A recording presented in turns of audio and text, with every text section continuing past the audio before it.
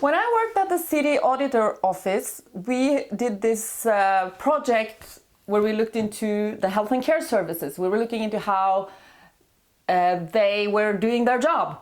And one of the conclusions ended up being that, oh, they don't actually follow the rules and regulations 100%. And then what I saw was that these rules and regulations were super stupid. It's like one of the rules was that even though they were 30 minutes away by car, they had to return to the office just to register how much time they had been using for each and every activity, like 10 minutes doing this, 10 minutes doing that. So what I ended up asking myself is, okay, why do they do stupid things like that? Why don't they just stay there and help this older person for half an hour more instead of doing idiotic things? And then instead, in the report, we were supposed to write that, okay, this is very wrong. They're not following up on the procedures the way they're supposed to. So I couldn't live with that for very long. So in the end, I was kind of moving into research. My big frustration is that in research, there are a lot of stupid procedures like that. Also, it's kind of eating into the system of the universities that used to be independent. One example is, for example, that it's really hard to get research funding. 2% of the teams that apply actually get the funding. And this is kind of the procedure, new public management procedure, the neoliberal procedure of competition. So competition is, thought to be good always. So here you have 98% of teams and researchers applying for research funding, and these are people that actually have a PhD, so they could have done research. You could have given them this money, and they could have done research instead. Instead, these people are just producing documents, and on the other side of the table, these people are sitting around and evaluating this documentation and saying, no, I'm sorry, you can't have the funding. I think society would be better off if you could actually get some research out of this funding. So this is only 2 examples of how you organize the public administration in a way that is producing just a lot of administration and very little value to society. I can give another example, which is this is all linked to organizing for competition. And there's another example. It's about the procurement procedures of public organizations like big universities, big hospitals.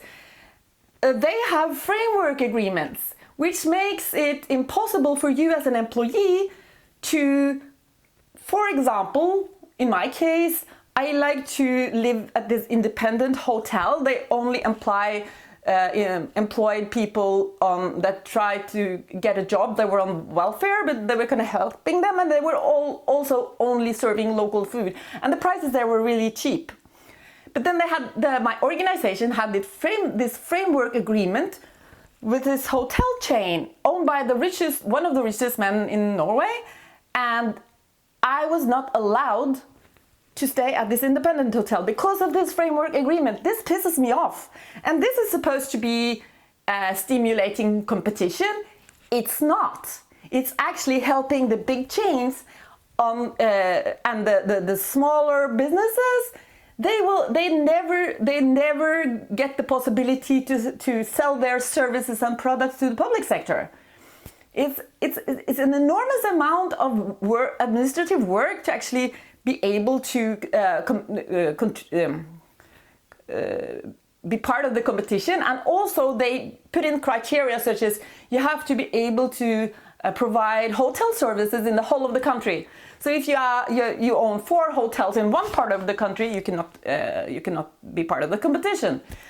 So this is another example of the stupidity of how the public authorities implement kind of private systems inspired by the private sector. In the public sector, it just adds to the red tape. Like, you have a bureaucracy that is very rigid, and on top of that, you're going to add even more procedures that makes it less flexible and more rigid.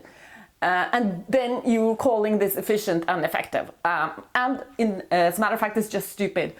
There are other examples of this. For example, we are forced to use a travel agency when we travel. So when I broke my leg, it was like, okay, I couldn't call directly to the hotel to cancel my booking. I had to call the traveling agency because they were the only one allowed to cancel. But then on a Sunday, they weren't there. So then I had to pay for the whole week, even though I had to return. And like this guy in the travel agency even said, no, it's not possible to cancel because there's a pre-arrangement, this and that. And when I called the hotel, yes, that was possible. So then I had to call back to the traveling agency. So this is just a bunch of extra work for me. And it's also more costly because I had to pay more because I wasn't able to cancel. So this is kind of just an example of all the idiotic aspects of these neoliberal systems of competition that actually reduces competition at the marketplace because it's only the big chains that it can actually contribute to be part of the competition, and it adds a lot of administrative work to everything on both sides of the table.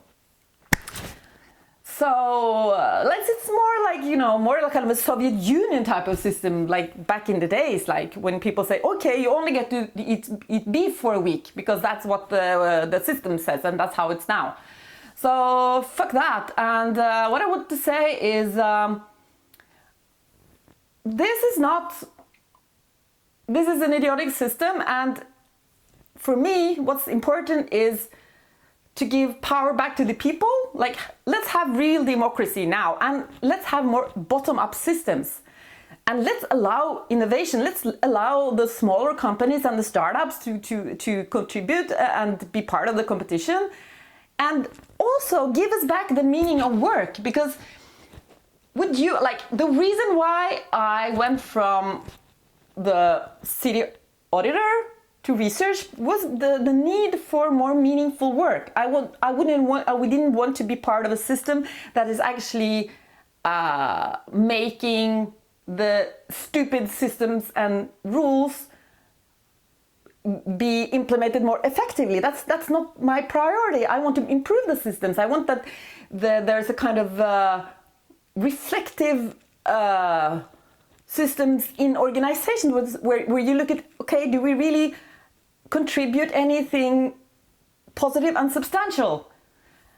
And that's what I was like. I'm not going to say that I can't do that in research, but I'm saying we're more and more affected by these systems in research also.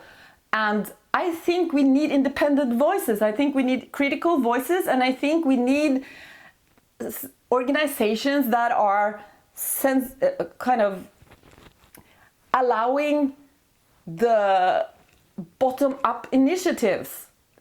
You have to be able to try and fail. You have to allow people to try things out, or else you will just have a kind of a system that's kind of stiff and costly and does not contribute any type of value. So that's all for today.